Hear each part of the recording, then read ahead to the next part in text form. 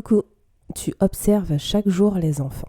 C'est ton rôle, c'est ton quotidien. Mais peut-être que parfois tu te demandes, est-ce que je vois vraiment ce qu'il faut voir? Est-ce que je rate des choses? Eh bien, ce doute-là, il est complètement normal. L'observation, c'est une compétence clé dans notre métier. C'est grâce à elle que tu peux savoir si un enfant va bien, s'il se développe correctement, s'il y a un souci ou un progrès à noter.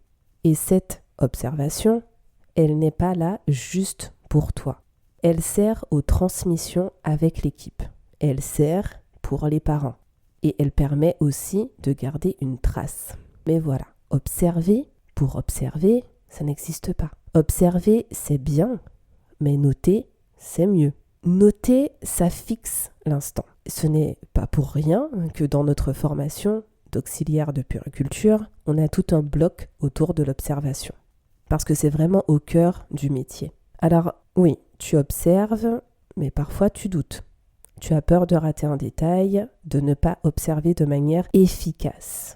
Et je vais te dire une chose, même les professionnels les plus expérimentés connaissent ce doute. Pourquoi ? Parce qu'on est des humains. Il suffit d'un moment de fatigue, d'une surcharge d'infos, d'un petit virus qui nous ralentit le cerveau.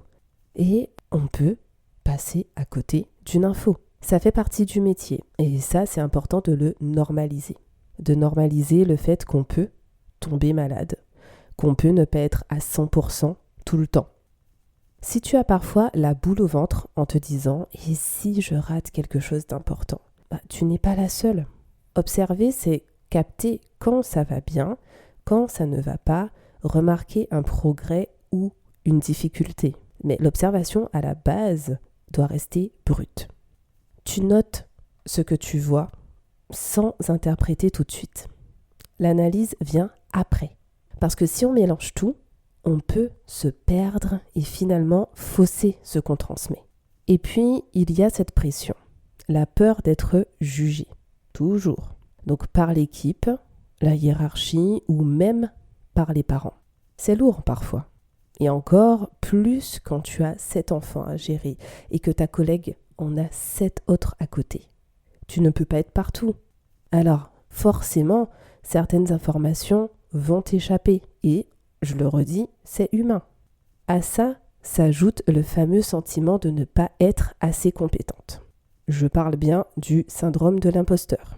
La plupart du temps, il touche surtout les débutantes. J'entends par là les débuts de carrière, les stagiaires, celles qui commencent en fait. Mais même après, il peut revenir par moments, ce syndrome de l'imposteur. Ce qu'il faut comprendre, c'est qu'avec l'expérience, tu prends confiance, tu gagnes en fluidité et tu te rends compte que ton regard est légitime. Et bien sûr, il y a les facteurs extérieurs.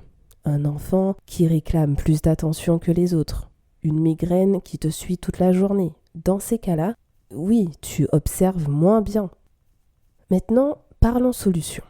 La première chose, c'est de rappeler que l'observation n'est pas une science exacte. Ce n'est pas un tableau figé, c'est une photo, c'est un instant T. Ce que tu observes le matin peut être complètement différent l'après-midi. Et ce que tu n'as pas vu aujourd'hui, tu le verras peut-être demain. Deuxième chose, écrire même si ce n'est pas parfait. Ce n'est pas grave si ta phrase n'est pas bien tournée, si tu doutes.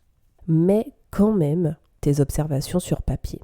Parce qu'après, ça se croise, ça se complète avec celles de tes collègues. Et c'est comme ça qu'on gagne en justesse. Troisième chose, l'équipe. Ne reste pas seul avec tes doutes. Partage-les. Demande à ta collègue ce qu'elle a vu. Confronte vos regards. Tu verras que très souvent, vous avez observé des choses complémentaires. Ensuite, rappelle-toi que l'observation s'affine avec la pratique. Plus tu observes, plus tu observes. Avec les années, avec les outils, carnet, grille, repères de développement, ton œil en fait devient plus aiguisé. Et enfin, fais-toi confiance. Parce que tu connais les enfants dont tu t'occupes. Tu passes tes journées avec eux. ton regard, ton ressenti, ton intuition, ça a de la valeur. Et si justement tu veux un guide pratique pour avancer là-dedans, je te recommande mon livre « Observation pour les auxiliaires de puériculture », un guide pratique pour suivre le développement des enfants au quotidien.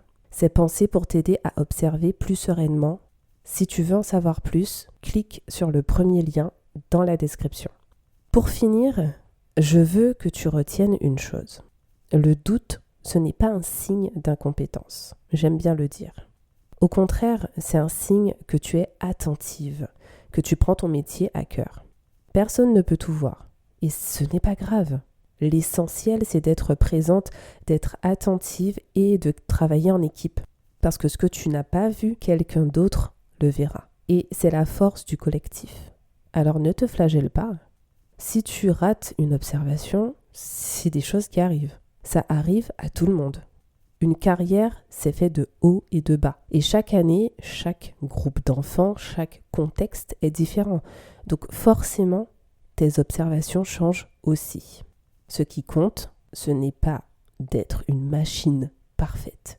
Ce qui compte, c'est de rester professionnelle, humaine et en apprentissage constant. Et ça, crois-moi, je suis sûre que tu le fais déjà très bien. Voilà, si cet épisode t'a apporté quelque chose, n'hésite pas à liker et à t'abonner pour plus de contenu. À très vite.